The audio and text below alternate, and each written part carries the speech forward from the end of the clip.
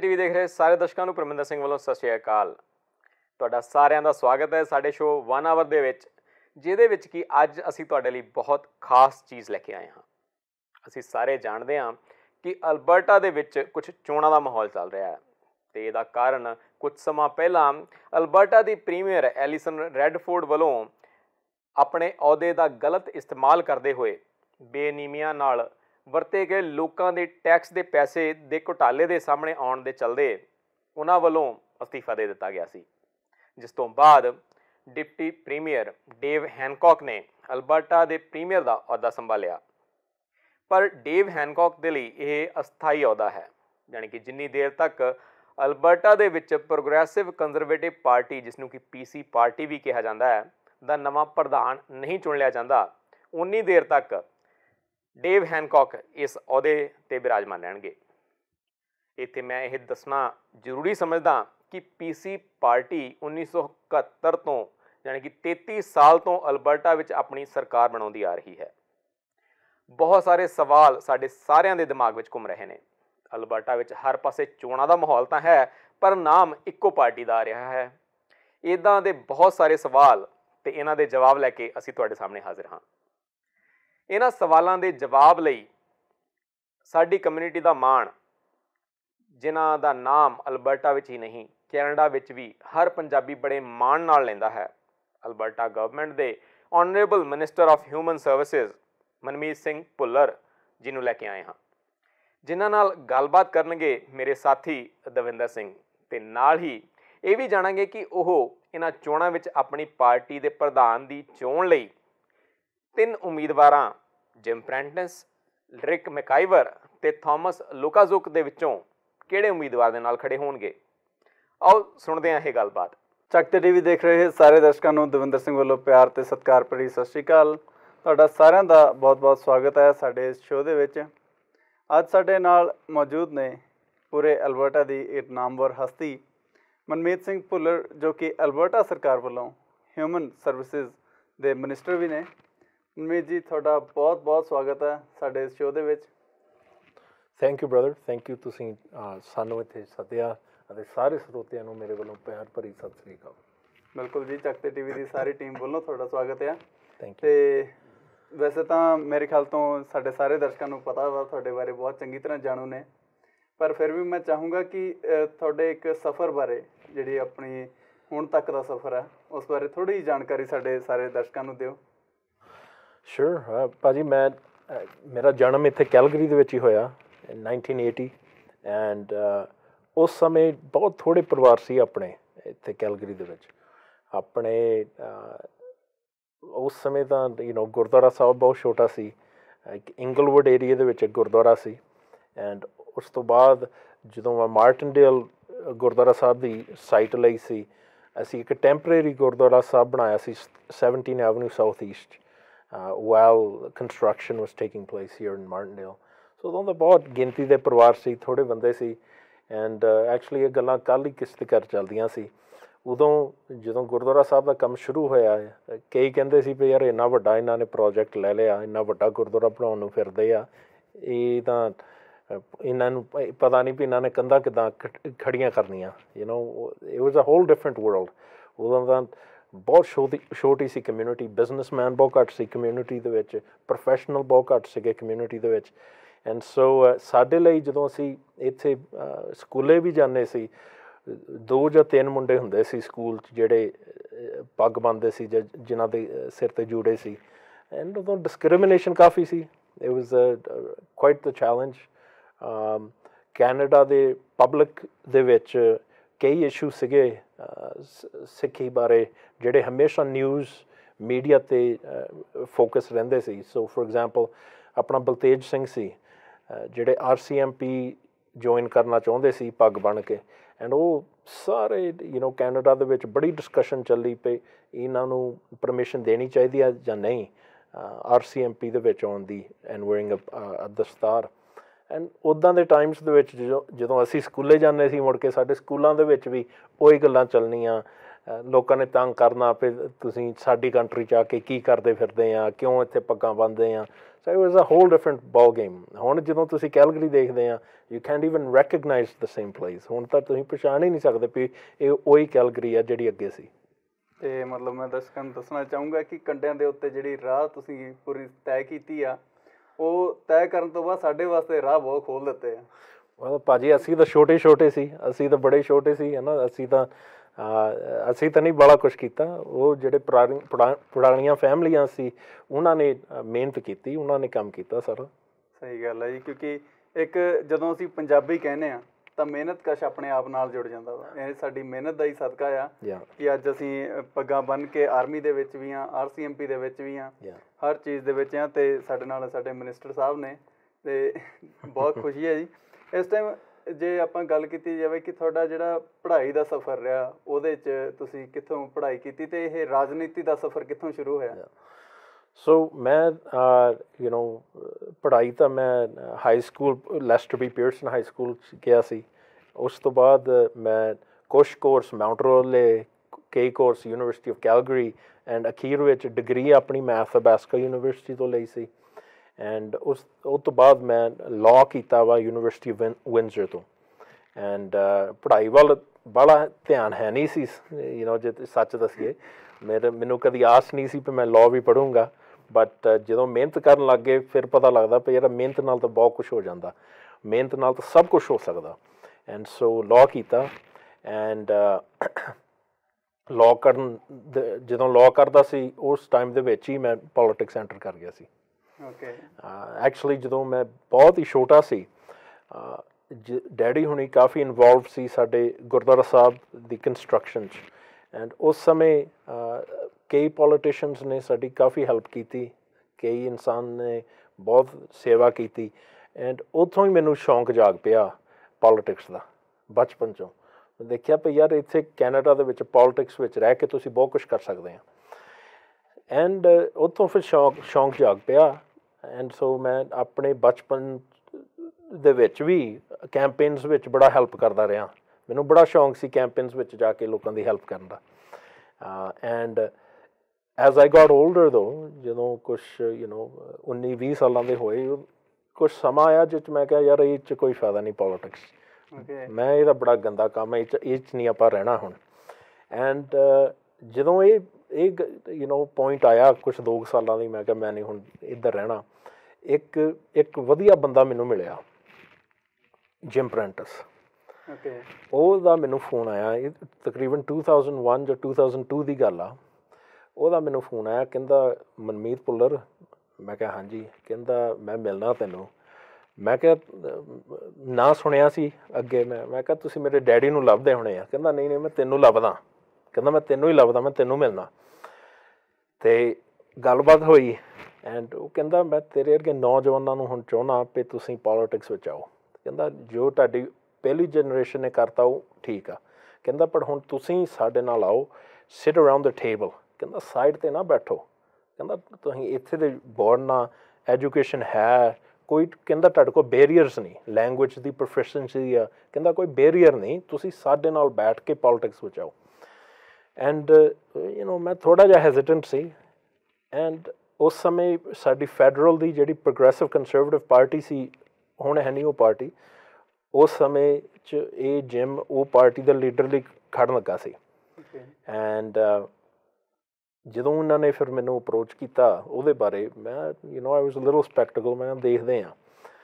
And ਇੱਕ ਦਿਨ ਗੁਰਦੁਆਰਾ ਸਾਹਿਬ ਗਏ, ਅਤੇ ਗੁਰਦੁਆਰਾ ਸਾਹਿਬ ਇੱਕ ਅੰਕਲ ਹੁਣੀ ਆਪਣੇ ਮਿਲੇ, ਉਹਨਾਂ ਦਾ ਨਾਮ ਮੋਹਨ ਲੇਲ। ਅੰਕਲ ਹੁਣਾਂ ਨੇ ਬਹੁਤ ਸੇਵਾ ਕੀਤੀ ਬੈਕ 80s ਵਿੱਚ 70s ਵਿੱਚ ਗੁਰਦੁਆਰਾ ਸਾਹਿਬ 'ਚ। ਅਤੇ ਅੰਕਲ ਹੁਣੀ ਮਿਲੇ ਮੈਨੂੰ, ਕਹਿੰਦੇ ਵੀ ਕਾਕਾ ਹੁਣ ਕਿਹਦੀ ਕਰਨੀ ਆ ਤੂੰ ਸਪੋਰਟ ਚੋਣ ਦੇ ਵਿੱਚ? ਮੈਂ ਕਿਹਾ ਅੰਕਲ ਦੇਖਦੇ ਹਾਂ, ਹਾਲੇ ਪਤਾ ਨਹੀਂ। ਉਹਨਾਂ ਨੇ ਮੈਨੂੰ ਕਿਹਾ, ਕਹਿੰਦੇ ਆ ਜਿਮ ਪ੍ਰੈਂਟਿਸ ਦੀ ਕਰਨੀ ਚਾਹੀਦੀ ਤੈਨੂੰ। ਉਹਨਾਂ ਨੇ ਮੈਨੂੰ ਕਿਹਾ, ਕਹਿੰਦੇ ਇਹਦੀ ਕਰ ਤੂੰ ਸਪੋਰਟ। ਮੈਂ ਕਿਹਾ ਕੀ ਗੱਲ ਅੰਕਲ? ਕਹਿੰਦੇ ਇਹ ਜਦੋਂ ਆਪਣਾ ਗੁਰਦੁਆਰਾ ਸਾਹਿਬ ਬਣਦਾ ਸੀ, ਇਹਨੇ $32,000 ਦਾ ਕੰਮ ਫਰੀ 'ਚ ਕੀਤਾ ਆਪਣੇ ਲਈ। ਉਦੋਂ ਬਹੁਤ ਤਕਲੀਫਾਂ ਆਈਆਂ ਸੀ ਗੁਰਦੁਆਰਾ ਸਾਹਿਬ ਬਣਾਉਣ 'ਚ। ਐਂਡ ਕਹਿੰਦਾ ਇਸ ਬੰਦੇ ਨੇ ਬਹੁਤ ਕੁਛ ਕੀਤਾ ਆਪਣੇ ਲਈ ਉਸ ਸਮੇਂ 'ਚ, ਅਤੇ ਤੇਰਾ ਫਰਜ਼ ਬਣਦਾ ਵੀ ਜੇ ਤੂੰ ਐਕਟਿਵ ਹੋਣਾ ਪੋਲੀਟਿਕਸ ਵਿੱਚ, ਇਹਦੇ ਨਾਲ ਖੜ੍ਹ। ਮਤਲਬ ਇਹ ਸਾਰੀ ਜਿਹੜੀ ਡਾਇਰੈਕਸ਼ਨ, ਇੱਕ ਵਾਰੀ ਕਾਲ ਆਉਣੀ ਇਹ ਸਾਰਾ ਕੁਝ ਆਪਣੇ ਆਪ ਹੁੰਦਾ ਗਿਆ। ਹਾਂਜੀ। ਇੱਕ ਜੇ ਆਪਾਂ ਕਹੀਏ ਕਿ ਸਿਲਸਿਲੇਵਾਰ ਹੁੰਦਾ ਗਿਆ ਸਾਰਾ ਕੁਝ। ਯਾ ਐਬਸੋਲੂਟਲੀ ਐਂਡ ਮੈਂ ਹੈਰਾਨ ਸੀ ਉਦੋਂ ਵੀ ਜਿਮ ਨੇ ਮੈਨੂੰ ਇੱਕ ਵਾਰੀ ਨਹੀਂ ਕਿਹਾ ਵੀ ਯਾਰ ਮੈਂ ਤੁਹਾਡੀ ਕਮਿਊਨਿਟੀ ਦੇ ਇਹ ਕੰਮ ਕੀਤੇ ਆ, ਹੁਣ ਤੁਸੀਂ ਮੇਰੇ ਨਾਲ ਕਰੋ। ਇੱਕ ਵਾਰੀ ਨਹੀਂ ਅਗਲੇ ਨੇ ਕਿਹਾ, never said that. And so ਇਸ ਚੀਜ਼ ਕਰਕੇ ਮੈਂ ਕਾਫੀ ਇਹਦੀ ਰਿਸਪੈਕਟ ਕਰਨ ਲੱਗ ਗਿਆ। ਮੈਂ ਕਿਹਾ ਯਾਰ ਵਾਕਿਆ ਇਹ ਬੰਦਾ ਸਹੀ ਆ, ਜਿਹੜਾ ਬੰਦਾ ਜਿਹਨੇ ਇੰਨੇ ਕੰਮ ਕੀਤੇ ਆਪਣੇ ਲਈ ਐਂਡ ਦੈਨ ਇੱਕ ਵਾਰੀ ਨਹੀਂ ਕਿਹਾ ਵੀ ਮੈਂ ਤੁਹਾਡੇ ਕੰਮ ਕੀਤੇ, ਹੁਣ ਮੇਰੇ ਨਾਲ ਖੜੋ। ਇਹ ਸਹੀ ਹੈ ਬੰਦਾ। ਸੋ ਉਹ ਤੋਂ ਬਾਅਦ ਫਿਰ ਥੋੜ੍ਹਾ ਜਿਹਾ ਹੋਰ ਪਤਾ ਲੱਗਾ ਵੀ ਜਦੋਂ ਗੁਰਦੁਆਰਾ ਸਾਹਿਬ ਬਣਦਾ ਸੀ ਆਪਣਾ, ਕਮਿਊਨਿਟੀ ਜ਼ਮੀਨ ਦੇਖਦੀ ਫਿਰਦੀ ਸੀ ਵੀ ਕਿੱਥੇ ਗੁਰਦੁਆਰਾ ਸਾਹਿਬ ਬਣਾਈਏ। ਐਂਡ ਕੁਛ 2 ਜਾਂ 3 ਸਾਈਟਸ ਜਿਹੜੀਆਂ ਉਹਨਾਂ ਨੇ ਦੇਖੀਆਂ ਸੀ, ਉੱਥੇ ਮਨ੍ਹਾ ਕੀਤਾ ਗਿਆ ਗੁਰਦੁਆਰਾ ਬਣਾਉਣ ਨੂੰ। ਮੇਰੇ ਖਿਆਲ 'ਚ ਇੱਕ ਮਾਲਬਰੋ ਦੇ ਵਿੱਚ ਸੀ ਜਾਂ ਮਾਲਬਰੋ ਪਾਰਕ ਸਾਈਟ, ਇੱਕ ਸੀ ਰੌਕੀ ਵਿਊ ਕਾਊਂਟੀ ਵਿੱਚ। ਸੋ ਉੱਥੇ ਮਨ੍ਹਾ ਕੀਤਾ ਗਿਆ, ਕਹਿੰਦੇ ਸੀ ਵੀ ਤੁਸੀਂ ਇੱਥੇ ਨਹੀਂ ਬਣਾ ਸਕਦੇ ਗੁਰਦੁਆਰਾ ਸਾਹਿਬ। ਖਾਸ ਕਾਰਨ ਕਿ ਭਾਜੀ ਉਦੋਂ ਡਿਸਕ੍ਰਿਮੀਨੇਸ਼ਨ ਵੀ ਬੜੀ ਹੁੰਦੀ ਸੀ। Community associations, community members objection ਕਰ ਦਿੰਦੇ ਸੀ ਵੀ ਤੁਸੀਂ ਇੱਥੇ ਨਹੀਂ ਬਣਾ ਸਕਦੇ। ਸਿਟੀ ਵੱਲੋਂ ਫਿਰ ਪਰਮਿਸ਼ਨ ਨਹੀਂ ਸੀ ਮਿਲਦੀ। ਸੋ ਇੱਦਾਂ ਦੇ ਬੜੇ ਮਸਲੇ ਸੀ। ਐਂਡ ਉਹ ਫਿਰ ਜਿਹੜਾ ਕਾਨੂੰਨੀ ਕੰਮ ਸਾਰਾ ਉਹ ਜਿਮ ਪ੍ਰੈਂਟਿਸ ਨੇ ਕੀਤਾ ਉਸ ਸਮੇਂ। ਉਹ ਫਿਰ ਆਇਆ, ਵਕੀਲ ਸੀ at that time. So politics ਵਿੱਚ ਹੈ ਨਹੀਂ ਸੀ, ਵਕੀਲ ਸੀ। ਗਾਂਧੀ ਕਾ ਕਿਸ ਨੇ ਜਿਮ ਨੂੰ ਮਿਲਾਇਆ ਐਂਡ ਜਿਮ ਨੇ ਫਿਰ ਫ੍ਰੀ ਦੇ ਵਿੱਚ ਉਹ ਸਾਰੇ ਕੰਮ ਕੀਤੇ। ਉਹ as a activist, as a lawyer ਆਪਣੀ ਕਮਿਊਨਿਟੀ ਲਈ ਇੱਕ ਰੈਪਰੈਜ਼ੈਂਟੇਟਿਵ ਬਣਿਆ ਅਤੇ ਉਹਨੇ ਉਹ ਸਾਰੇ ਕੰਮ ਫਿਰ ਸੰਭਾਲੇ।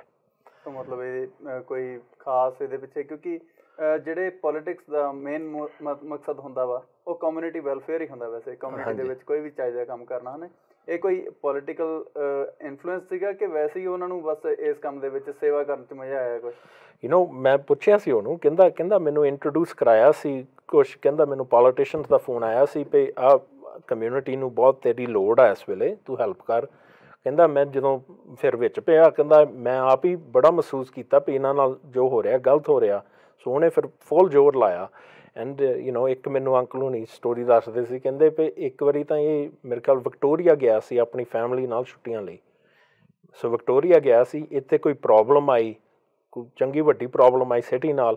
ਉਹ ਛੁੱਟੀਆਂ ਤੋਂ ਫਲਾਈਟ ਲੈ ਕੇ ਕੈਲਗਰੀ ਮੁੜ ਕੇ ਆਇਆ, ਕਮਿਊਨਿਟੀ ਦੇ ਕੰਮ ਕੀਤੇ ਅਤੇ ਫਿਰ ਮੁੜ ਕੇ ਬੈਕ ਗਿਆ। ਸੋ ਬੜੀ ਕਮਿਟਮੈਂਟ ਸੀ ਉਹਦੇ ਵੱਲੋਂ। ਐਂਡ ਉਹਨਾਂ ਦਿਨਾਂ 'ਚ $30-32 ਹਜ਼ਾਰ ਦਾ ਕੰਮ ਕਰਨਾ it was no small thing. ਬਹੁਤ ਇਹ ਉਹਨਾਂ ਦਿਨਾਂ 'ਚ ਭਾਜੀ $60-70 ਹਜ਼ਾਰ ਦੇ ਤਾਂ ਘਰ ਆ ਜਾਂਦੇ ਸੀ ਕੈਲਗਰੀ 'ਚ। ਮਤਲਬ ਹੁਣ ਵੀ ਵੈਸੇ 30-32 ਹਜ਼ਾਰ ਛੋਟੀ ਚੀਜ਼ ਨਹੀਂ। ਐਗਜ਼ੈਕਟਲੀ ਸਾਲਾਨਾ ਤਨਖਾਹ ਨਹੀਂ ਹੈਗੀ। ਐਬਸੋਲੂਟਲੀ।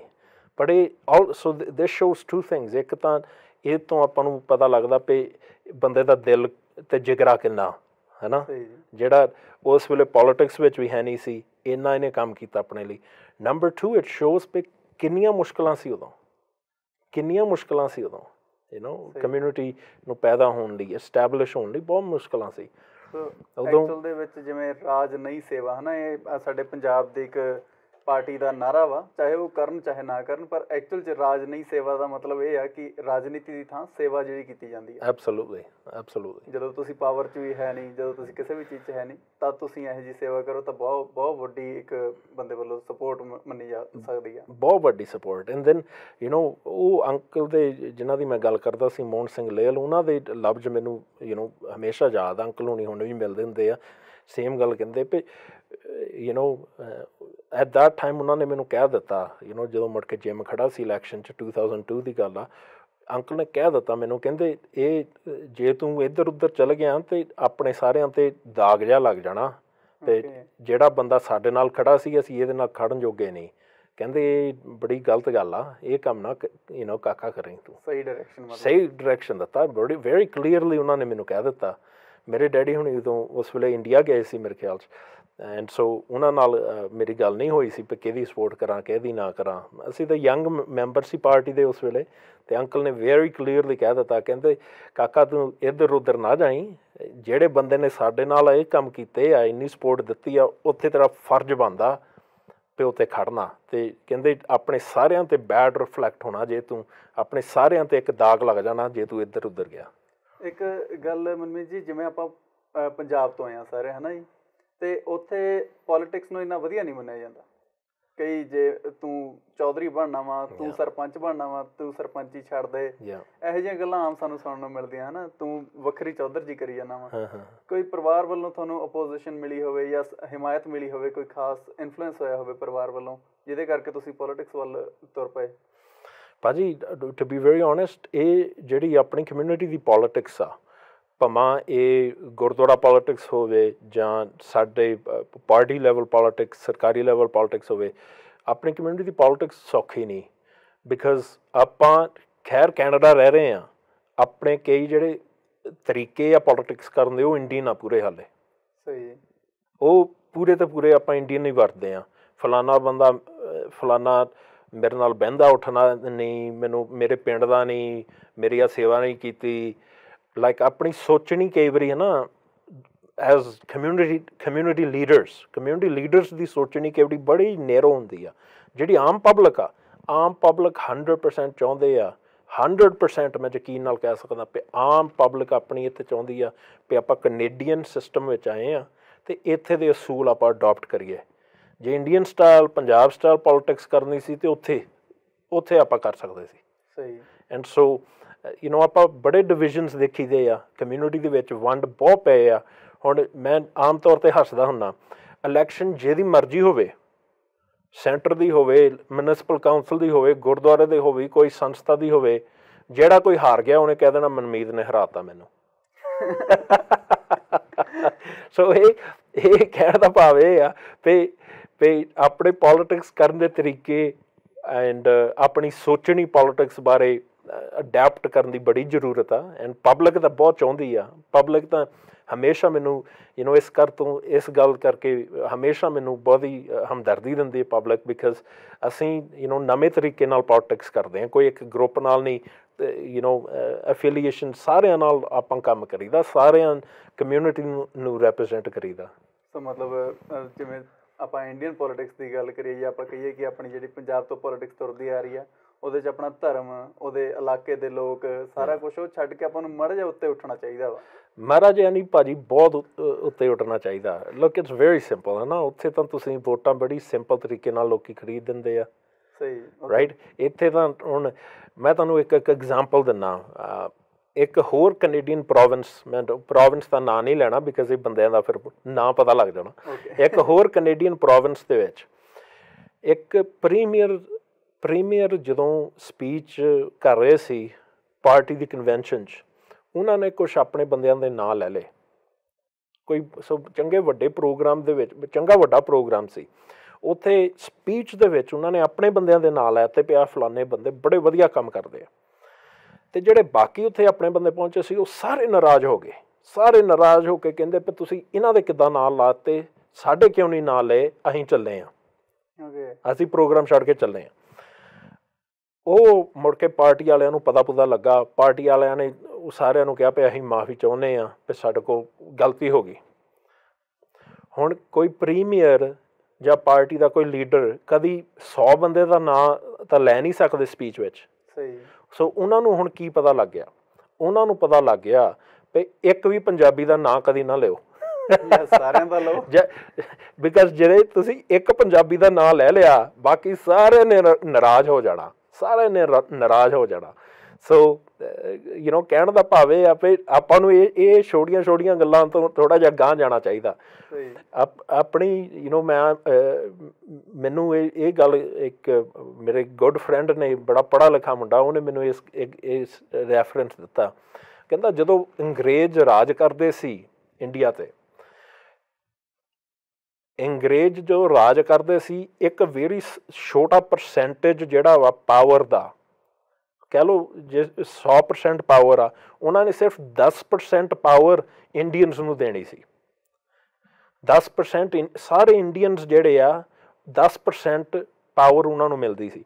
ਸੋ ਸਾਰੇ ਇੱਕ ਦੂਜਿਆਂ ਦੇ ਉੱਤੇ ਚੜ੍ਹ ਕੇ ਚਾਹੁੰਦੇ ਸੀ ਕਿ ਮੈਨੂੰ ਉਹ 10% 'ਚੋਂ 1% ਮਿਲ ਜਾਵੇ, 2% ਮਿਲ ਜਾਵੇ। ਰਾਈਟ। ਸਾਰੇ ਚਾਹੁੰਦੇ ਸੀ ਕਿ ਮੈਨੂੰ ਪਾਵਰ ਮਿਲ ਜਾਵੇ, ਮੈਨੂੰ ਮਿਲ ਜਾਵੇ। ਐਂਡ ਹੁਣ ਵੀ ਆਪਣੀ ਹਾਈ ਸੋਚਣੀ ਆ ਵੀ ਆਪਣੇ ਕੋਲ 10% ਪਾਵਰ ਆ, ਸਿਰਫ 10 ਹੀ ਆ, ਅਤੇ ਜੇ ਤੁਹਾਨੂੰ ਮਿਲ ਗਈ 5% ਤਾਂ ਮੈਨੂੰ ਨਹੀਂ ਕੁਛ ਮਿਲਣਾ। ਸੋ ਮੈਂ ਤੁਹਾਨੂੰ ਲਾ ਕੇ ਤਾਂ ਮੈਨੂੰ ਕੁਛ ਮਿਲੂਗਾ। ਮਤਲਬ ਆਪਣੇ ਜਿਹੜੇ ਆ ਖੋ ਖਵਾਈ ਦੇ ਵਿੱਚ ਜ਼ਿਆਦਾ ਲੱਗੇ ਹੋਏ ਆ। Exactly. And so that's the thing to be afraid of.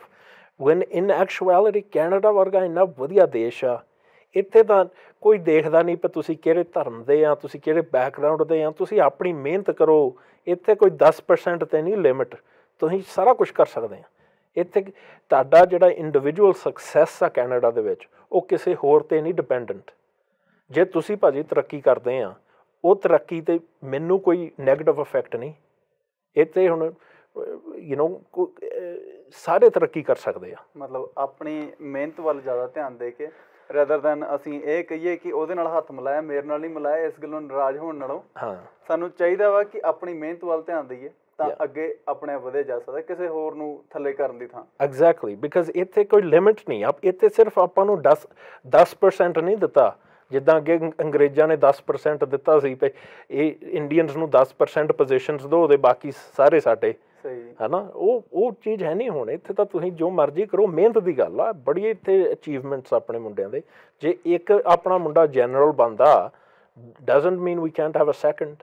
ਇੱਥੇ ਆਪਣਾ ਇੱਕ ਭੈਣ ਕੋਈ ਜੱਜ ਬਣਦੀ ਆ, ਡਜ਼ਨਟ ਮੀਨ ਕੋਈ ਹੋਰ ਨਹੀਂ ਬਣ ਸਕਦਾ। ਇੱਕ ਮਿਨਿਸਟਰ ਬਣਦਾ ਡਜ਼ਨਟ ਮੀਨ ਕੋਈ ਹੋਰ ਨਹੀਂ ਬਣ ਸਕਦਾ। ਸਾਰੇ ਬਣ ਸਕਦੇ ਆ। ਗੱਲ ਤਾਂ ਮਿਹਨਤ ਦੀ ਆ। ਸਹੀ ਗੱਲ ਹੈ, ਕਿਉਂਕਿ ਇੱਥੇ ਡਿਸਕ੍ਰਿਮੀਨੇਸ਼ਨ ਹੁਣ ਬਹੁਤ ਘੱਟ ਗਈ ਆ ਤੇ ਖੁੱਲੇ ਖਾਤੇ ਨੇ ਵੰਡਣ, ਮਤਲਬ ਕੋਈ ਨਜ਼ਾਰੇ ਲੁੱਟਣ ਵਾਲਾ ਚਾਹੀਦਾ ਵਾ। ਐਗਜ਼ੈਕਟਲੀ। ਇੱਥੇ ਜੇ ਆਪਾਂ ਗੱਲ ਕਰੀਏ ਕਿ ਹੁਣ ਪ੍ਰੋਗਰੈਸਿਵ ਕੰਜ਼ਰਵੇਟਿਵ ਪਾਰਟੀ ਦੀਆਂ ਇੰਟਰਨਲ ਜਿਹੜੀ ਇਲੈਕਸ਼ਨਸ ਨੇ, ਉਹਦੇ ਬਾਰੇ ਜੇ ਕਿਹਾ ਜਾਵੇ ਤਾਂ ਹੁਣ ਜਿਮ ਪ੍ਰੈਂਟਿਸ ਉੱਥੇ ਖੜੇ ਨੇ, ਕਾਫੀ ਦੇਰ ਬਾਅਦ ਪੋਲੀਟਿਕਸ 'ਚ ਦੁਬਾਰਾ ਆਏ ਨੇ। ਹਾਂਜੀ। ਮੇ ਬੀ ਪਹਿਲਾਂ ਇਹ CIBC ਦੇ ਵਿੱਚ 2003 ਤੋਂ ਜਾਂ 2004 ਤੋਂ ਨੇ, ਹੁਣ ਦੁਬਾਰਾ ਆਏ ਨੇ। ਹਾਂਜੀ। ਤੇ ਇੱਕ ਰਿਕ ਮੈਕਾਈਵਰ ਨੇ ਸਾਡੇ। ਹਾਂਜੀ ਹਾਂਜੀ। ਤੇ ਇੱਕ ਥੋਮਸ ਲੂਕਾਜ਼ਿਕ ਨੇ। ਹਾਂਜੀ। ਇਹਨਾਂ ਦਾ ਕੰਪੈਰੀਜ਼ਨ ਜੇ ਕੀਤਾ ਜਾਵੇ ਤਾਂ ਕਿ ਇਹਨਾਂ ਵੱਲੋਂ ਵੀ ਕੋਈ ਹੋਰ ਇਨੀਸ਼ੀਏਟਿਵ ਲਿੱਤੇ ਜਾ ਰਹੇ ਨੇ ਮੈਕਾਈਵਰ ਔਰ ਲੂਕਾਜ਼ਿਕ ਵੱਲੋਂ? ਪਰ ਭਾਜੀ ਮੈਂ ਤਾਂ ਸ਼ੁਰੂ ਤੋਂ ਜਿਮ ਪ੍ਰੈਂਟਿਸ ਦੀ ਸਪੋਰਟ ਕਰ ਰਿਹਾ। ਐਂਡ ਸਾਰਿਆਂ ਨੂੰ ਮੈਂ ਇਹ ਬੇਨਤੀ ਕੀਤੀ ਕਿ ਜਿਮ ਨਾਲ ਪਲੀਜ਼ ਖੜੋ। ਜਿਹੜਾ ਬੰਦਾ ਆਪਣੇ ਨਾਲ ਔਖੇ ਸਮੇਂ 'ਚ ਖੜਦਾ, ਔਖੇ ਸਮੇਂ ਦੇ ਵਿੱਚ ਜਿਹੜਾ ਇਨਸਾਨ ਆਪਾਂ ਨੂੰ ਹੱਥ ਫੜਾਉਂਦਾ, ਇਹ ਆਪਣਾ ਇੱਕ ਫਰਜ਼ ਬਣਦਾ ਪਿਆ ਆਪਾਂ ਉਹਨਾਂ ਨਾਲ ਖੜੀਏ। ਆਪਣੇ 'ਤੇ ਇੱਕ ਬੜੀ ਵੱਡੀ ਰਿਫਲੈਕਸ਼ਨ ਆ। ਐਂਡ ਉਹਨੇ ਕੋਈ ਇੱਕ ਬੰਦੇ 'ਤੇ ਨਹੀਂ ਕੰਮ ਕੀਤੇ, ਉਹਨੇ ਕੋਈ ਮੇਰੇ ਜਾਂ ਤੁਹਾਡੇ ਨਹੀਂ ਕੰਮ ਕੀਤੇ, ਕਮਿਊਨਿਟੀ ਦਾ ਕੰਮ ਕੀਤਾ। ਗੁਰਦੁਆਰਾ ਸਾਹਿਬ ਬਣਾਉਣ 'ਚ ਉਹਦਾ ਹੱਥ ਆ। And so it's a very big thing and so ਮੈਂ ਤਾਂ ਸਾਰਿਆਂ ਨੂੰ ਇਹੀ ਬੇਨਤੀ ਕਰਦਾ ਪਿਆ ਉਹਦੀ ਸਪੋਰਟ ਕਰੋ। ਸਾਡੇ 50 MLAs 50 MLA ਸਾਡੇ ਇਸ ਵੇਲੇ ਜਿਮ ਪ੍ਰੈਂਟਿਸ ਦੀ ਸਪੋਰਟ ਕਰ ਰਹੇ ਆ। ਮੈਂ ਸੁਣਿਆ ਵੀ ਸੀਗਾ ਕਿ ਸਭ ਤੋਂ ਅੱਗੇ ਜਿਹੜੀ ਰੇਸ ਚੱਲ ਰਹੇ ਨੇ ਉਹ ਵੀ ਜਿਮ ਚੱਲ ਰਹੇ ਨੇ। ਹਾਂਜੀ। ਆਪਣੇ ਆਪ ਹੀ ਆ ਜੀ, ਜਦੋਂ ਬੰਦੇ ਨੇ ਖੁਦ ਕੰਮ ਕੀਤੇ ਹੋਣ ਉਸਦਾ। ਤੇ ਇੱਕ ਹੋਰ ਚੀਜ਼ ਜੀ, ਇਸ ਜਿਹੜੀ ਪ੍ਰੀਮੀਅਰ ਬਣਨ ਵਾਸਤੇ ਆ ਇਹ, ਹਾਂਜੀ ਸੌਰੀ ਪ੍ਰੈਜ਼ੀਡੈਂਟ ਜਿਹੜਾ ਪਾਰਟੀ ਦਾ ਵਾ ਉਹ ਬਣਾਇਆ ਜਾਊਗਾ ਇਸ ਵੋਟਾਂ ਤੋਂ ਬਾਅਦ? ਲੀਡਰ ਬਣ ਜਾਊਗਾ ਭਾਜੀ, ਪ੍ਰੈਜ਼ੀਡੈਂਟ ਨਹੀਂ ਲੀਡਰ। ਤਾਂ ਮਨਮੀਤ ਜੀ ਇੱਥੇ ਇੱਕ ਹੋਰ ਸਵਾਲ ਜਿਹੜਾ ਵਾ ਉੱਠਦਾ ਹੈ ਕਿ ਉਹ ਇਸ ਟਾਈਮ ਪਾਵਰ 'ਚ ਨਹੀਂ ਹੈਗੇ, ਕਿਤੇ ਵੀ MLA MP ਨਹੀਂ ਹੈਗੇ, ਤਾਂ ਪਾਰਟੀ ਦੀ ਜਿਹੜੀਆਂ ਇਹ ਇੰਟਰਨਲ ਇਲੈਕਸ਼ਨਸ ਨੇ ਉਹ ਤੋਂ ਬਾਅਦ ਉਹ ਲੀਡਰ ਜ਼ਰੂਰ ਬਣ ਜਾਣਗੇ, ਔਰ ਇਹਦਾ ਕੀ ਸੰਬੰਧ ਹੋਊਗਾ ਐਲਬਰਟਾ ਦੇ ਪ੍ਰੀਮੀਅਰ ਬਣਨ ਦੇ ਨਾਲ? ਸੋ ਇਸ ਵੇਲੇ ਸਾਡੀ ਪਾਰਟੀ ਦੀ ਮੈਜੋਰਿਟੀ ਸੀਟਸ ਆ। ਸੋ ਕੈਨੇਡੀਅਨ ਸਿਸਟਮ ਮੁਤਾਬਕ ਈਵਨ ਦੋ ਇਹਨਾਂ ਕੋਲ ਇਸ ਵੇਲੇ MLA ਦੀ ਸੀਟ ਹੈ ਨਹੀਂ, ਆਹ ਲੀਡਰਸ਼ਿਪ ਜਿੱਤਣ ਤੋਂ ਬਾਅਦ ਇਹਨਾਂ ਨੇ ਆਟੋਮੈਟਿਕਲੀ ਪ੍ਰੀਮੀਅਰ ਬਣ ਜਾਣਾ, ਚੀਫ ਮਿਨਿਸਟਰ ਬਣ ਜਾਣਾ। ਚੀਫ ਮਿਨਿਸਟਰ ਬਣਨ ਤੋਂ ਬਾਅਦ ਫਿਰ ਇਹ ਕੋਈ ਨਾ ਕੋਈ ਹਲਕੇ ਵਿੱਚ ਕੋਈ MLA ਫਿਰ ਆਪਣੀ ਸੀਟ ਛੱਡ ਕੇ ਅਤੇ ਉੱਥੇ ਫਿਰ ਇਲੈਕਸ਼ਨ ਲੜੂਗੇ ਐਜ਼ ਅ MLA। ਸੋ ਇਹਨਾਂ ਨੇ ਪ੍ਰੀਮੀਅਰ ਤਾਂ ਰਾਈਟ ਵੇ ਬਣ ਜਾਣਾ, ਚੀਫ ਮਿਨਿਸਟਰ ਰਾਈਟ ਵੇ ਬਣ ਜਾਣਾ ਇਲੈਕਸ਼ਨ ਤੋਂ ਬਾਅਦ ਜੇ ਜਿੱਤ ਗਏ। ਐਂਡ ਦੈਨ ਉਹ ਤੋਂ ਬਾਅਦ ਫਿਰ ਬਾਈ ਇਲੈਕਸ਼ਨ ਵਿੱਚ MLA ਦੀ ਸੀਟ ਲੜੂਗੇ, ਬਿਕਾਜ਼ ਫਿਰ ਅਸੈਂਬਲੀ ਦੇ ਵਿੱਚ ਵੀ ਸੀਟ ਦੀ ਲੋੜ ਪੈਂਦੀ ਹੈ। ਵੈਸੇ ਕਾਨੂੰਨ ਮੁਤਾਬਕ ਇਹ ਨੈਸੇਸਰੀ ਨਹੀਂ, ਬਟ ਆਪਣੇ ਪ੍ਰੈਸੀਡੈਂਟ ਆ, ਹਿਸਟਰੀ ਆ ਕੈਨੇਡਾ ਦੇ ਵਿੱਚ ਇਹ ਸੀਟ ਹੋਣੀ ਚਾਹੀਦੀ ਹੈ। ਓਕੇ, ਤਾਂ ਮਤਲਬ ਇੱਥੇ ਮੈਂ ਦਰਸ਼ਕਾਂ ਨੂੰ ਦੱਸ ਦਵਾਂ ਕਿ ਜੇ ਇਹਨਾਂ ਇੰਟਰਨਲ ਚੋਣਾਂ ਦੇ ਵਿੱਚ ਜਿਮ ਪ੍ਰੈਂਟਿਸ ਜਿੱਤ ਜਾਂਦੇ ਨੇ ਜਾਂ ਕੋਈ ਵੀ ਜਿੱਤ ਜਾਂਦਾ, ਹਾਂਜੀ, ਉਹ ਚਾਹੇ MP ਹੋਵੇ ਜਾਂ MLA ਨਾ ਹੋਵੇ, ਕੋਈ ਫਰਕ ਨਹੀਂ ਪੈਂਦਾ, ਉਹਨਾਂ ਨੇ ਪ੍ਰੀਮੀਅਰ ਆਪਣੇ ਬਣ ਜਾਣਾ, ਬਿਕਾਜ਼ ਪਾਰਟੀ ਜਿਹੜੀ ਆ ਉਹ ਮੈਜੋਰਿਟੀ ਦੇ ਵਿੱਚ। ਹਾਂਜੀ ਹਾਂਜੀ। Okay, that's good. ਮਤਲਬ ਇਹ ਮੈਨੂੰ ਵੀ ਨਹੀਂ ਪਤਾ ਸੀਗਾ ਪਹਿਲਾਂ। ਤੇ ਇੱਕ ਜਿਹੜੀ ਗੱਲ ਆਪਾਂ ਮੁੜ ਕੇ ਜੇ ਜਿਮ ਪ੍ਰੈਂਟਿਸ ਵੱਲ ਜਾਂਦੇ ਹਾਂ, ਤਾਂ ਕਾਫੀ ਦੇਰ ਬਾਅਦ ਇਹ ਪੋਲੀਟਿਕਸ ਦੇ ਵਿੱਚ ਆਏ ਨੇ। ਇਹਨਾਂ ਗੈਪ ਕਾਫੀ ਦੇਰ ਤੱਕ ਇਹਨਾਂ ਨੇ ਛੱਡੀ ਰੱਖਿਆ। ਉਸ ਟਾਈਮ ਦੇ ਵਿੱਚ ਕਮਿਊਨਿਟੀ ਵੈਲਫੇਅਰ ਦਾ ਕੋਈ ਇਹਨਾਂ ਦਾ ਕੰਮ ਚੱਲਦਾ ਰਿਹਾ ਕਿ ਉਸ ਟਾਈਮ ਬਿਲਕੁਲ ਇਹ ਟੁੱਟੇ ਹੋਏ ਸੀਗੇ ਇਹਨਾਂ ਕੰਮਾਂ ਤੋਂ? ਇਹ ਐਕਚੁਅਲੀ ਕੁਛ ਤਕਰੀਬਨ ਸਿਰਫ 3 ਸਾਲ ਹੋਏ ਜਦੋਂ ਇਹਨਾਂ ਨੇ ਪੋਲੀਟਿਕਸ ਛੱਡੀ। ਫੈਡਰਲ ਦੇ ਮਿਨਿਸਟਰ ਰਹੇ ਆ, 3 ਵੱਖਰੇ ਵੱਖਰੇ ਪੋਰਟਫੋਲੀਓ ਸੀਗੇ, ਅਤੇ ਪ੍ਰਾਈਮ ਮਿਨਿਸਟਰ ਹਾਰਪਰ ਇਹਨਾਂ ਨੂੰ ਚੀਫ ਆਪਰੇਟਿੰਗ ਆਫਿਸਰ ਸਾਦੇ ਆ ਸਰਕਾਰ ਦਾ, ਕੈਨੇਡੀਅਨ ਗਵਰਨਮੈਂਟ ਦਾ, ਜਿਹੜਾ ਸੈਕੰਡ ਇੰਚਾਰਜ ਸੀ ਅਸੈਂਸ਼ਲੀ ਜਿਮ ਫੈਡਰਲ ਸਰਕਾਰ ਦੇ ਵਿੱਚ। ਇੱਕ ਆਪਰੇਸ਼ਨਸ ਕਮੇਟੀ ਹੁੰਦੀ ਆ ਫੈਡਰਲ ਗਵਰਨਮੈਂਟ ਵਿੱਚ, ਅਤੇ ਉਹ ਆਪਰੇਸ਼ਨਸ ਕਮੇਟੀ ਦਾ ਚੇਅਰਮੈਨ ਹਮੇਸ਼ਾ ਡੈਪੂਟੀ ਪ੍ਰਾਈਮ ਮਿਨਿਸਟਰ ਹੁੰਦਾ ਸੀ। ਐਂਡ ਉਹ ਪੋਜੀਸ਼ਨ ਜਿਮ ਨੂੰ ਦਿੱਤਾ ਸੀ ਉਹਨਾਂ ਨੇ। ਐਂਡ ਸੋ ਟਾਈਟਲ ਨਹੀਂ ਸੀ ਡੈਪੂਟੀ ਪ੍ਰਾਈਮ ਮਿਨਿਸਟਰ ਦੀ, ਪਰ ਜ਼ਿੰਮੇਵਾਰੀ ਸੀ ਸਾਰੀ। ਐਂਡ ਸੋ ਉਸ ਤੋਂ ਬਾਅਦ ਇਹਨਾਂ ਨੇ CIBC ਬੈਂਕ ਦੇ ਵਿੱਚ ਵਾਈਸ ਚੇਅਰਮੈਨ ਅਤੇ ਐਗਜ਼ੈਕਟਿਵ ਵਾਈਸ ਪ੍ਰੈਜ਼ੀਡੈਂਟ ਬਣਿਆ ਸੀ, ਅਤੇ ਅਸੈਂਸ਼ਲੀ ਸੈਕੰਡ ਇੰਚਾਰਜ ਸੀ ਉੱਥੇ ਪੂਰੇ ਬੈਂਕ ਦੇ। ਐਂਡ ਸੋ ਇੰਟਰਨੈਸ਼ਨਲ ਵਰਕ ਦੇ ਵਿੱਚ ਕਾਫੀ ਫੋਕਸ ਸੀ ਉਹਨਾਂ ਦਾ, ਇੰਟਰਨੈਸ਼ਨਲ ਲੈਵਲ 'ਤੇ ਕਾਫੀ ਕੰਮ ਕੀਤਾ। ਐਂਡ ਦੈਟਸ ਵਾਈ ਹੁਣ ਅਲਬਰਟਾ ਲਈ ਆਪਾਂ ਨੂੰ ਚਾਹੀਦਾ ਵੀ ਇੱਦਾਂ ਦਾ ਲੀਡਰ ਜਿਹੜਾ ਇੰਟਰਨੈਸ਼ਨਲ ਪੱਖੋਂ ਆਪਣੇ ਕੰਮ ਕਰਾ ਸਕੇ। ਅਲਬਰਟਾ ਦੇ ਜਿਹੜੇ ਸਭ ਤੋਂ ਸੀਰੀਅਸ ਇਸ਼ੂਜ਼ ਆ ਉਹ ਇੰਟਰਨੈਸ਼ਨਲ ਇਕੋਨਮੀ ਦੇ ਆ। ਜੇ ਆਪਾਂ ਨੂੰ ਇੰਟਰਨੈਸ਼ਨਲ ਐਕਸੈਸ ਨਹੀਂ ਮਿਲਦਾ ਤੇਲ ਲਈ, ਅਤੇ ਫਿਰ ਆਪਣੀ ਇਕੋਨਮੀ 'ਤੇ ਬੜਾ ਨੈਗੇਟਿਵ ਇਫੈਕਟ ਪੈਣਾ ਗਾਂ 4-5 ਸਾਲਾਂ 'ਚ। ਬਾਉਂਡਡ ਜੇ ਹੋ ਜਾਵਾਂਗੇ ਆਪਾਂ। ਹਾਂਜੀ, ਆਪਣਾ ਇਸ ਵੇਲੇ ਤੇਲ ਇੱਕ ਜਗ੍ਹਾ ਜਾਂਦਾ ਅਮਰੀਕਾ 'ਚ, ਐਂਡ ਉਹ ਜਿਹੜੇ ਪਾਈਪਲਾਈਨ ਆ ਉਹ ਫੁੱਲ ਹੋ ਚੱਲੇ ਆ। ਇੱਥੇ ਹੁਣ ਜਿੰਨਾ ਆਪਾਂ ਵੱਧ ਤੋਂ ਵੱਧ ਤੇਲ ਕੱਢੀ ਜਾਂਦੇ ਹਾਂ ਧਰਤੀ ਤੋਂ, ਉਹ ਤੇਲ ਉਹ ਪਾਈਪਲਾਈਨਸ ਵਿੱਚ ਜਾਂਦਾ ਅਮਰੀਕਾ ਤੱਕ, ਅਤੇ ਉਹ ਪਾਈਪਲਾਈਨ ਹੁਣ ਫੁੱਲ ਹੋ ਚੱਲੇ ਆ। ਉਹ ਕਪੈਸਿਟੀ ਉਹਨਾਂ ਦੀ ਫੁੱਲ ਹੋਈ ਜਾਂਦੀ ਆ। ਜਦੋਂ ਉਹਨਾਂ ਦੀ ਪੂਰੀ ਫੁੱਲ ਹੋ ਗਈ ਕਪੈਸਿਟੀ, ਉਹ ਤੇਲ ਦੀ ਕੀਮਤ ਘੱਟ ਜਾਣੀ ਆ। ਫਿਰ ਉਹ ਤੇਲ ਦੀ ਕੀਮਤ ਘੱਟ ਜਾਣੀ ਆ। ਸੋ ਆਪਣੇ ਲਈ ਬਹੁਤ ਜ਼ਿਆਦਾ ਜ਼ਰੂਰੀ ਆ ਵੀ ਆਪਾਂ ਹੋਰ ਪਾਈਪਲਾਈਨਸ ਬਣਾਈਏ, ਸੋ ਹੋਰ ਮਾਰਕੀਟਸ ਤੱਕ ਆਪਣਾ ਪ੍ਰੋਡਕਟ ਪਹੁੰਚਵੇ। ਮਤਲਬ ਹੁਣ ਜਿਹੜੀ ਡਿਮਾਂਡ ਆ ਉਹ ਚਾਹੇ ਜ਼ਿਆਦਾ ਵੀ ਹੋਵੇ, ਆਪਣੇ ਕੋਲ ਸਪਲਾਈ ਕਰਨ ਵਾਸਤੇ ਕੋਈ ਹੋਰ ਰਸਤੇ ਨਹੀਂ ਹੈਗੇ, ਹੋਰ ਕੋਈ ਰਸਤੇ ਹੈ ਨਹੀਂ। ਐਗਜ਼ੈਕਟਲੀ। ਐਂਡ ਇਹ ਅਲਬਰਟਾ ਦੇ ਵਿੱਚ ਵੀ ਵੈਰੀ ਲੱਕੀ, ਅਤੇ ਇਕੋਨਮੀ ਦਾ ਬੜਾ ਵਧੀਆ ਕੰਮ ਚੱਲ ਰਿਹਾ। ਇਕੋਨਮੀ ਪੱਖੋਂ ਵੀ ਡੂਇੰਗ ਵੈਰੀ ਗੁੱਡ। ਪੂਰੇ ਕੈਨੇਡਾ 'ਚੋਂ ਇੱਥੇ ਲੋਕ ਮੂਵ ਹੁੰਦੇ ਆ ਜੋਬਸ ਲੈਣ ਲਈ। ਆਪਣੇ ਵੀਰ ਬੜੇ ਮਿਲਦੇ, ਭੈਣਾਂ ਬੜੀਆਂ ਮਿਲਦੀਆਂ, ਜਿਹੜੀਆਂ ਕੋਈ ਵਿਨਾਪੈਗ ਤੋਂ ਆਇਆ, ਕੋਈ ਟੋਰਾਂਟੋ ਤੋਂ, ਕੋਈ ਵੈਨਕੂਵਰ ਤੋਂ, ਕੋਈ ਇੰਡੀਆ ਤੋਂ ਨਵੇਂ ਆਏ ਆ। ਬਿਕਾਜ਼ ਇੱਥੇ ਜੋਬਸ ਆ, ਕੰਮ ਆ, ਇੱਥੇ ਤੁਸੀਂ ਤਰੱਕੀ ਕਰ ਸਕਦੇ ਆ। ਹਾਰਡ ਵਰਕ, ਮਿਹਨਤ ਕਰਨੀ ਪੈਂਦੀ ਹੈ, ਪਰ ਇੱਥੇ ਤਰੱਕੀ ਹੋ ਜਾਂਦੀ ਆ। ਬਟ ਇਹ ਅਨਲੈਸ ਇਹ ਪਾਈਪਲਾਈਨਸ ਆਪਣੇ ਕੋਲ ਬਣ ਜਾਵੇ ਗਾਂ 4-5 ਸਾਲਾਂ 'ਤੇ ਆਪਣੇ 'ਤੇ ਬਹੁਤ ਇਫੈਕਟ ਹੋ ਸਕਦਾ, ਬਹੁਤ ਜ਼ਿਆਦਾ ਇਫੈਕਟ। ਐਂਡ ਸੋ ਇੱਦਾਂ ਦੇ ਜਿਹੜੇ ਮਸਲੇ ਆ, ਇੱਦਾਂ ਦੇ ਮਸਲੇ 'ਚ ਆਪਾਂ ਨੂੰ ਚਾਹੀਦਾ ਇੱਦਾਂ ਦਾ ਲੀਡਰ ਆ, ਪ੍ਰੀਮੀਅਰ ਆ, ਜਿਹੜਾ ਬਿਜ਼ਨਸ ਵਰਲਡ ਨੂੰ ਸਮਝੇ, ਜਿਹੜਾ ਐਕਸਪੀਰੀਅੰਸ ਆ ਇੰਟਰਨੈਸ਼ਨਲ ਲੈਵਲ 'ਤੇ। ਇਹ ਬੜੇ ਕੰਪਲੀਕੇਟਡ ਇਸ਼ੂਜ਼ ਆ, ਐਂਡ ਦੈਟਸ ਵਾਈ ਸਾਡੇ 50 MLAs 50 MLAs ਨੇ ਕਿਹਾ ਵੀ ਜਿਮ ਆ, ਇਸ ਵੇਲੇ ਸਾਨੂੰ ਜਿਮ ਵਰਗਾ ਲੀਡਰ ਚਾਹੀਦਾ। ਦੈਟਸ ਬਹੁਤ ਵਧੀਆ। ਅਤੇ ਨਾਲੇ ਇੱਥੇ ਮਤਲਬ ਕੀ ਏਜੰਡਾ ਜਾਂ ਮੈਨੀਫੈਸਟੋ ਜਿਹੜਾ ਆਪਣਾ ਹੁੰਦਾ ਵਾ, ਉਹ ਕੀ ਲੈ ਕੇ ਚੱਲ ਰਹੇ ਨੇ ਬਿਲਕੁਲ ਸਾਹਮਣੇ, ਕਿ ਸਾਡੇ ਜਿਹੜੇ ਲੋਕ ਨੇ ਜਿਹੜੇ ਉਹਨਾਂ ਨੂੰ ਚੁਣਨਾ ਚਾਹੁੰਦੇ ਨੇ, ਉਹਨਾਂ ਨੂੰ ਕੀ ਉਮੀਦਾਂ ਰੱਖਣੀਆਂ ਚਾਹੀਦੀਆਂ ਨੇ ਉਹਨਾਂ ਤੋਂ?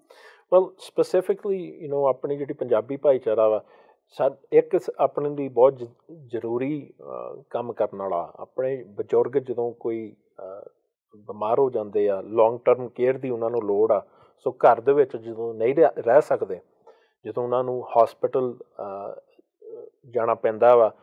ਹੌਸਪੀਟਲ ਤਾਂ ਇੱਕ ਕੋਈ ਜਗ੍ਹਾ ਹੈ ਨਹੀਂ ਜਿੱਥੇ ਤੁਹਾਨੂੰ 6 ਮਹੀਨਿਆਂ ਲਈ ਰੱਖਣ, ਬਟ ਉਹਨਾਂ ਨੂੰ ਜਦੋਂ ਕੇਅਰ ਚਾਹੀਦੀ ਆ ਉਹ ਨਰਸਿੰਗ ਹੋਮ 'ਚ ਜਾਂਦੇ ਆ। ਉਹ ਨਰਸਿੰਗ ਹੋਮ ਆਪਾਂ ਨੂੰ ਬਹੁਤ ਜ਼ਿਆਦਾ ਜ਼ਰੂਰੀ ਚਾਹੀਦਾ ਹੈ, ਜਿਹ 'ਚ ਆਪਣੇ ਪੰਜਾਬੀ ਬੋਲੀ ਹੋਵੇ, ਜਿਹ 'ਚ ਪੰਜਾਬੀ ਖਾਣਾ ਹੋਵੇ, ਸੋ ਦੈਟ ਆਪਣੇ ਬਜ਼ੁਰਗ ਘੱਟੋ ਘੱਟ ਜਿਹੜੀ ਬੋਲੀ ਬੋਲਦੇ ਉਹ ਬੋਲੀ ਬੋਲ ਸਕਣ, ਘੱਟੋ ਘੱਟ ਆਪਣਾ ਖਾਣਾ ਮਿਲ ਜਾਣ, ਆਪਣੇ ਧਰਮ ਮੁਤਾਬਕ ਉੱਥੇ ਸਰਵਿਸਿਜ਼ ਹੋਵੇ। ਇਹ ਅਸੀਂ ਇੱਕ ਬੜਾ ਵੱਡਾ ਏਜੰਡਾ ਆਈਟਮ ਰੱਖਿਆ ਜਿਮ ਨਾਲ, ਵੀ ਇਸ ਚੀਜ਼ 'ਤੇ ਆਪਾਂ ਫੋਕਸ ਕਰਨਾ। ਹੋਰ ਵੀ ਕਈ ਕਮਿਊਨਿਟੀਜ਼ ਸੇਮ ਥਿੰਗ ਸਾਨੂੰ ਕਹਿ ਰਹੀਆਂ ਵੀ ਸਾਨੂੰ ਬਹੁਤ ਜ਼ਿਆਦਾ ਜ਼ਰੂਰਤ ਆ ਇਸ ਪੱਖੋਂ। ਮੁਸਲਿਮ ਕਮਿਊਨਿਟੀ ਨੂੰ ਬੜੀ ਜ਼ਰੂਰਤ ਆ, same for the same thing, because ਭਾਸ਼ਾ ਤਾਂ ਆਪਣੀ ਸੇਮ ਜੀ ਹੋਈ ਹੈ। ਹਾਂਜੀ। ਜੂਇਸ਼ ਕਮਿਊਨਿਟੀ ਨੂੰ ਬੜੀ ਲੋੜ ਆ ਇਸ ਵੇਲੇ ਸੀਨੀਅਰਸ ਹੋਮ ਲਈ। ਸੋ ਇਹ ਇੱਕ ਬੜਾ ਵੱਡਾ ਸੀ ਏਜੰਡਾ ਆਈਟਮ ਰੱਖਿਆ ਵਾ। ਓਕੇ। ਅਤੇ ਇਸ ਤੋਂ ਇਲਾਵਾ ਜਿਹੜੇ ਟੈਕਸ ਪੇਅਰਸ ਨੇ ਸਾਡੇ, ਕਿਉਂਕਿ ਇੱਥੇ ਆ ਕੇ ਮਿਹਨਤ ਕਰਨ ਦਾ ਬਾਅਦ ਇਹੀ ਹੁੰਦਾ ਵਾ ਕਿ ਸਾਡਾ ਜਿਹੜਾ ਪੈਸਾ ਵਾ ਕਿਸੇ ਗਲਤ ਪਾਸੇ ਨਾ ਜਾ ਰਿਹਾ ਹੋਵੇ। ਟੈਕਸ ਜਿਵੇਂ ਸਾਡੇ ਪੁਰਾਣੇ ਪ੍ਰੀਮੀਅਰ ਨੇ ਕਾਫੀ ਉਹਨਾਂ ਦੇ ਉੱਤੇ ਇਲਜ਼ਾਮ ਵੀ ਲਾਏ ਗਏ ਸੀਗੇ, ਤਾਂ ਉਹਨਾਂ ਪੱਖੋਂ ਕੋਈ ਹੋਰ ਏਜੰਡਾ ਜਾਂ ਮੈਨੀਫੈਸਟੋ ਕੋਈ ਖਾਸ ਤਿਆਰ ਕੀਤਾ ਹਾਂਜੀ ਗਿਆ? ਡੈਫੀਨਿਟਲੀ ਆਈ ਮੀਨ ਇਹ ਇਹਦੀ ਜਿਮ ਦੀ ਇੱਕ ਸ਼ਰਤ ਸੀ ਜਦੋਂ ਫੈਡਰਲ ਦਾ ਵੀ ਮਿਨਿਸਟਰ ਰਿਹਾ, ਫੈਡਰਲ ਮਿਨਿਸਟਰ ਬਣ ਕੇ ਵੀ ਇਹਨੇ ਸਰਕਾਰੀ ਕ੍ਰੈਡਿਟ ਕਾਰਡ ਨਹੀਂ ਰੱਖਿਆ, ਸਰਕਾਰੀ ਕ੍ਰੈਡਿਟ ਕਾਰਡ ਨਹੀਂ ਰੱਖਿਆ। ਅਤੇ ਜਿਹੜਾ ਉਹਦਾ ਆਫਿਸ ਸੀ ਉਹਨੇ ਆਫਿਸ ਵਿੱਚ ਵੀ ਸਰਕਾਰੀ ਫਰਨੀਚਰ ਨਹੀਂ ਸੀ ਰੱਖਿਆ।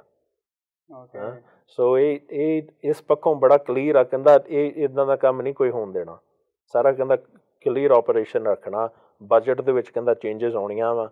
ਐਂਡ ਇੱਕ ਬੜਾ ਸਟ੍ਰਿਕਟ ਇਹਨੇ ਏਜੰਡਾ ਰੱਖਿਆ ਵਾ ਐਲਬਰਟਾ ਦੀ ਤਰੱਕੀ ਲਈ।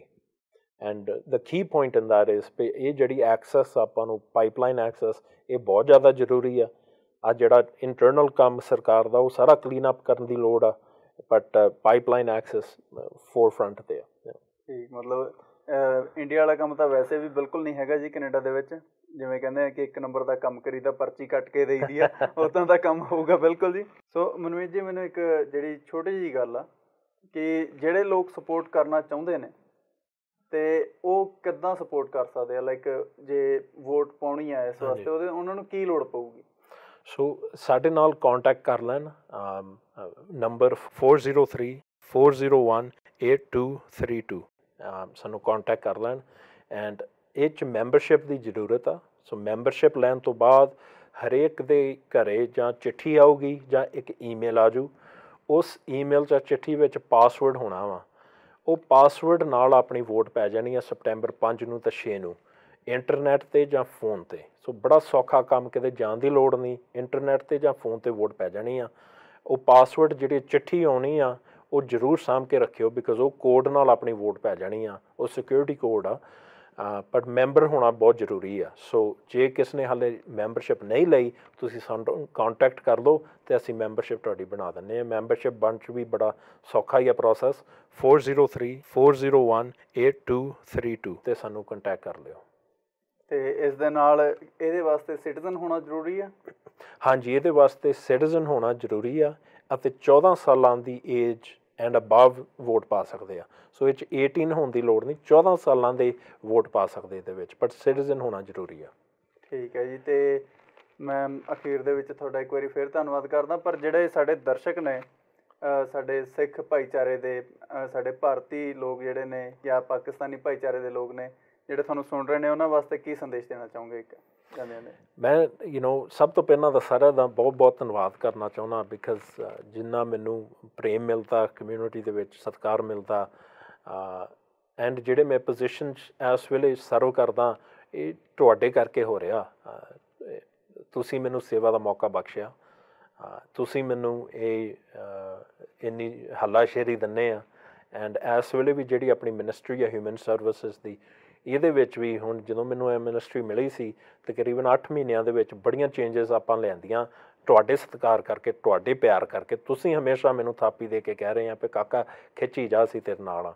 ਐਂਡ ਸੋ ਮੈਂ ਤੁਹਾਡਾ ਸਭ ਤੋਂ ਪਹਿਲਾਂ ਦਿਲੋਂ ਧੰਨਵਾਦ ਕਰ ਰਹਾ, ਬਿਕਾਜ਼ ਵਿਥਆਊਟ ਯੂ ਸਾਡੇ ਪੱਲੇ ਕੁਛ ਨਹੀਂ, ਤੁਹਾਡੇ ਕਰਕੇ ਅਸੀਂ ਆ ਕਰ ਸਕਦੇ ਹਾਂ। ਸੋ ਤੁਹਾਡੇ ਸਾਰਿਆਂ ਦਾ ਬਹੁਤ ਬਹੁਤ ਧੰਨਵਾਦ। ਐਂਡ ਹੁਣ ਮੈਂ ਹੱਥ ਜੋੜ ਕੇ ਬੇਨਤੀ ਕਰਦਾ ਸਾਰਿਆਂ ਨੂੰ, ਇਹ ਇੱਕ ਬੜਾ ਵਧੀਆ ਮੌਕਾ ਵਾ ਪ੍ਰੀਮੀਅਰ ਚੁਣਨ ਦਾ। ਤੁਹਾਡੇ ਸਾਰਿਆਂ ਅੱਗੇ ਬੇਨਤੀ ਕਰਦਾ ਵੀ ਸਾਡੇ ਨਾਲ ਸਾਥ ਦਿਓ। ਐਂਡ ਜਿਸ ਇਨਸਾਨ ਨੇ ਆਪਣੇ ਨਾਲ ਔਖੀ ਘੜੀ ਵਿੱਚ ਹੱਥ ਫੜਾਇਆ ਸੀ, ਆਪਣੇ ਨਾਲ ਇੰਨੀ ਸੇਵਾ ਕੀਤੀ ਸੀ, ਗੁਰਦੁਆਰਾ ਸਾਹਿਬ ਬਣਾਉਣ 'ਚ ਬੜੀ ਸਪੋਰਟ ਕੀਤੀ ਸੀ, ਆਪਾਂ ਹੁਣ ਉਹਨਾਂ ਨਾਲ ਖੜੀਏ। ਇਹ ਆਈ ਥਿੰਕ ਆਪਣਾ ਇੱਕ ਫਰਜ਼ ਬਣਦਾ, ਆਪਣੀ ਇੱਕ ਡਿਊਟੀ ਬਣਦੀ ਆ। ਐਂਡ ਇਹ ਆਪਣੀ ਇੱਕ ਨਿਸ਼ਾਨੀ ਆ ਵੀ ਜਦੋਂ ਸਾਡੇ ਨਾਲ ਕੋਈ ਖੜਦਾ, ਅਸੀਂ ਵੀ ਉਹਦੇ ਨਾਲ ਖੜਦੇ ਹਾਂ। ਬਿਲਕੁਲ ਜੀ। ਮਨਮੀਤ ਜੀ, ਮੇਰੀ ਵੀ ਇਹੀ ਅਨੁਰੋਧ ਹੋਊਗਾ ਕਿ ਸਾਰੇ ਦਰਸ਼ਕ ਸਿਆਣੇ ਨੇ ਉਹ ਆਪਣੇ ਆਪ ਖੁਦ ਬਖੁਦ ਸਹੀ ਪਾਸੇ ਹੀ ਤੁਰਨਗੇ। ਸੋ ਜੀ, ਸਾਡੇ ਨਾਲ ਸਾਰੇ ਜੁੜੇ ਦਰਸ਼ਕ ਅਤੇ ਮਨਮੀਤ ਜੀ ਤੁਹਾਨੂੰ ਦੁਬਾਰਾ ਦੇਖਣ ਚਾਹਣਗੇ ਇਹ ਇੱਥੇ ਸਾਡੇ ਨਾਲ, ਅਤੇ ਤਦ ਤੱਕ ਲਈ ਧੰਨਵਾਦ ਆ ਤੁਹਾਡਾ, ਬਹੁਤ ਬਹੁਤ ਧੰਨਵਾਦ ਆ ਸਾਡੀ ਸਾਰੀ ਚੱਕ ਦੇ ਟੀਮ ਵੱਲੋਂ। ਤੁਸੀਂ ਇੱਥੇ ਸਾਡੇ ਨਾਲ ਆਏ, ਇੱਥੇ ਆ ਕੇ ਸਾਨੂੰ ਸਾਰੀ ਜਾਣਕਾਰੀ ਦਿੱਤੀ। ਬਹੁਤ ਚੀਜ਼ਾਂ ਇਹੋ ਜਿਹੀਆਂ ਨੇ ਜਿਹੜੀਆਂ ਦਰਸ਼ਕਾਂ ਨੂੰ ਪਹਿਲੀ ਵਾਰ ਪਤਾ ਲੱਗੀਆਂ ਹੋਣਗੀਆਂ, ਪਰ ਜਿਹਨਾਂ ਨੂੰ ਪਹਿਲਾਂ ਤੋਂ ਪਤਾ ਵਾ ਉਹਨਾਂ ਵਾਸਤੇ ਤਾਂ ਇਹ ਹੋਰ ਵੀ ਜ਼ਿਆਦਾ ਪੱਕਾ ਹੋਣ ਵਾਲੀ ਗੱਲ ਆ। ਥੈਂਕ ਯੂ ਬ੍ਰਦਰ, ਅਤੇ ਸਾਰੇ ਸਰੋਤਿਆਂ ਨੂੰ ਪਿਆਰ ਭਰੀ ਸਤਿ ਸ਼੍ਰੀ ਅਕਾਲ। ਲਓ ਜੀ, ਤੁਸੀਂ ਸੁਣੀ ਗੱਲਬਾਤ ਸਾਡੇ MLA ਮਨਮੀਤ ਸਿੰਘ ਭੁੱਲਰ ਜੀ ਦੇ ਨਾਲ, ਜਿਨ੍ਹਾਂ ਨੇ ਸਾਨੂੰ ਬਹੁਤ ਵਧੀਆ ਤਰੀਕੇ ਦੇ ਨਾਲ ਬਹੁਤ ਕੁਝ ਐਕਸਪਲੇਨ ਕੀਤਾ ਕਿ ਕਿਉਂ ਉਹ ਜਿਮ ਪ੍ਰੈਂਟਿਸ ਦੇ ਨਾਲ ਖੜੇ ਨੇ, ਔਰ ਹੋਰ ਬਹੁਤ ਸਾਰੀਆਂ ਗੱਲਾਂ। ਸੋ ਇਸ ਤੋਂ ਇਲਾਵਾ ਸਾਨੂੰ ਇਹ ਵੀ ਪਤਾ ਲੱਗ ਗਿਆ ਕਿ ਜਿਹੜਾ ਵੀ ਪੀਸੀ ਪਾਰਟੀ ਦਾ ਪ੍ਰਧਾਨ ਹੋਵੇਗਾ ਉਹ ਹੀ ਅਲਬਰਟਾ ਦਾ ਪ੍ਰੀਮੀਅਰ ਬਣੇਗਾ, ਕਿਉਂਕਿ ਅਲਬਰਟਾ ਦੇ ਵਿੱਚ ਪੀਸੀ ਪਾਰਟੀ ਦਾ ਹੀ ਬਹੁਮਤ ਹੈ। ਤੇ ਨਾਲ ਹੀ ਇਹ ਵੀ ਪਤਾ ਲੱਗ ਗਿਆ ਕਿ ਜਿਹੜਾ ਵੀ ਕੈਨੇਡਾ ਦਾ ਸਿਟੀਜ਼ਨ ਯਾਨੀ ਕਿ ਨਾਗਰਿਕ ਹੈ ਉਹ ਪੀਸੀ ਪਾਰਟੀ ਦੀ ਮੈਂਬਰਸ਼ਿਪ ਲੈ ਕੇ ਆਪਣੀ ਵੋਟ ਅਲਬਰਟਾ ਦੇ ਪ੍ਰੀਮੀਅਰ ਨੂੰ ਚੁਣਨ ਲਈ ਦੇ ਸਕਦਾ ਹੈ। ਇਹਦੇ ਵਿੱਚ ਵੋਟ ਪਾਉਣ ਲਈ ਘੱਟੋ ਘੱਟ ਉਮਰ 14 ਸਾਲ ਹੈ। ਸੋ ਕੋਈ ਵੀ 14 ਸਾਲ ਤੋਂ ਉੱਪਰ ਦਾ ਕੈਨੇਡੀਅਨ ਸਿਟੀਜ਼ਨ ਵੋਟ ਕਰ ਸਕਦਾ ਹੈ। ਇਹ ਵੋਟ ਫੋਨ ਰਾਹੀਂ ਜਾਂ ਇੰਟਰਨੈਟ ਦੇ ਰਾਹੀਂ ਪਾਈ ਜਾ ਸਕਦੀ ਹੈ। ਜਿਸ ਤਰ੍ਹਾਂ ਕਿ ਮਨਮੀਤ ਜੀ ਨੇ ਦੱਸਿਆ ਕਿ ਪੀਸੀ ਪਾਰਟੀ ਦੀ ਮੈਂਬਰਸ਼ਿਪ ਲਈ ਤੁਸੀਂ 403 401 8283 ਯਾਨੀ ਕਿ 403 401 8283 ਤੇ ਫੋਨ ਕਰ ਸਕਦੇ ਹੋ। ਤੇ ਇਸ ਤੋਂ ਬਾਅਦ ਤੁਹਾਨੂੰ ਈਮੇਲ ਦੇ ਰਾਹੀਂ ਜਾਂ ਫਿਰ ਮੇਲ ਦੇ ਰਾਹੀਂ ਇੱਕ ਪਾਸਵਰਡ ਆਏਗਾ ਜੋ ਤੁਸੀਂ ਸੰਭਾਲ ਕੇ ਰੱਖਣਾ ਹੈ। ਤੇ ਇਹੀ ਪਾਸਵਰਡ ਦਾ ਇਸਤੇਮਾਲ ਕਰਕੇ ਤੁਸੀਂ ਆਪਣੀ ਵੋਟ ਕਿਸੇ ਵੀ ਇੱਕ ਉਮੀਦਵਾਰ ਨੂੰ ਦੇ ਸਕਦੇ ਹੋ। ਇਹ ਵੋਟਾਂ 5 ਸਤੰਬਰ ਨੂੰ ਪੈਣਗੀਆਂ। ਸੋ ਹੁਣ ਤੁਹਾਨੂੰ ਪਤਾ ਲੱਗ ਗਿਆ ਕਿ ਇਹ ਵੋਟਾਂ ਕਿਉਂ ਹੋ ਰਹੀਆਂ ਨੇ। ਸੋ ਅਸੀਂ ਵੀ ਹੁਣ ਤੁਹਾਡੇ ਤੋਂ ਲੈਂਦੇ ਹਾਂ ਇਜਾਜ਼ਤ। ਤੁਹਾਨੂੰ ਇਹ ਸਾਡਾ ਸ਼ੋਅ ਕਿਸ ਤਰ੍ਹਾਂ ਦਾ ਲੱਗਾ ਸਾਨੂੰ ਜ਼ਰੂਰ ਦੱਸਣਾ। ਤੁਸੀਂ ਸਾਨੂੰ ਸੰਪਰਕ ਕਰ ਸਕਦੇ ਹੋ ਈਮੇਲ ਦੇ ਰਾਹੀਂ ਜਾਂ ਫੋਨ ਦੇ ਰਾਹੀਂ। ਇਸ ਤੋਂ ਇਲਾਵਾ ਤੁਸੀਂ ਸਾਨੂੰ ਫੇਸਬੁੱਕ ਤੇ ਫੋਲੋ ਵੀ ਕਰ ਸਕਦੇ ਹੋ ਤੇ ਨਾਲ ਹੀ YouTube ਤੇ ਸਬਸਕ੍ਰਾਈਬ ਵੀ ਕਰ ਸਕਦੇ ਹੋ। ਸੋ ਮਿਲਦੇ ਹਾਂ ਇੱਕ ਨਵੇਂ ਸ਼ੋਅ ਦੇ ਵਿੱਚ ਇੱਕ ਨਵੇਂ ਮੁੱਦੇ ਦੇ ਨਾਲ। ਤਦ ਤੱਕ ਲਈ ਧੰਨਵਾਦ।